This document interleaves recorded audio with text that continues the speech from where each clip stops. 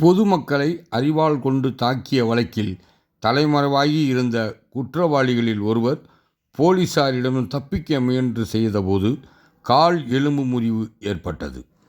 திண்டுக்கல் யாகப்பட்டி அருகே கடந்த 12ஆம் தேதி இரவு ஹெல்மெட் அணிந்து வந்த மர்ம நபர்கள் கத்தி, அரிவாள் போன்ற கூர்மையான ஆயுதங்களை கொண்டு அங்கு நின்று கொண்டிருந்த ஆர். சேசுராஜ், எஸ். சேசுராஜ் உள்ளிட்ட 5 பேரை தாக்கினர். இதில் காயமடைந்தவர்களை அருகில் இருந்த பொதுமக்கள் உதவியோடு திண்டுக்கல் அரசு மருத்துவக் கல்லூரி மருத்துவமனையில் சேர்க்கப்பட்டு சிகிச்சை பெற்று வந்தனர். இந்நிலையில் மர்ம நபர்கள் பொதுமக்களை எதற்காக தாக்கினார்கள் என்று தெரியாத நிலையில் இச்சம்பவம் குறித்து திண்டுக்கல் தாலுகா காவல்துறையினர் வழக்கு பதிவு செய்து குற்றவாளிகளை தேடி வந்தனர்.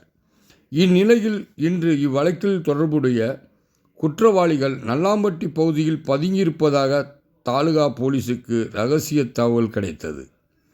இதனை அடுத்து விஜய், தினேஷ், துளசிநாதன், பாலகிருஷ்ணன், சதீஷ் மற்றும் யுவராஜ் என 6 பேரை போலீசார் கைது செய்தனர்.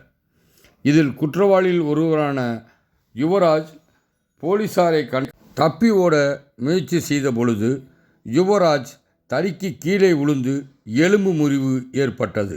இதனை அடுத்து அவரை தாலுகா போலீசார் கைது செய்து அரசு மருத்துவக் கல்லூரி மருத்துவமனையில் சிகிச்சைக்காக அனுமதிக்கப்பட்டார்.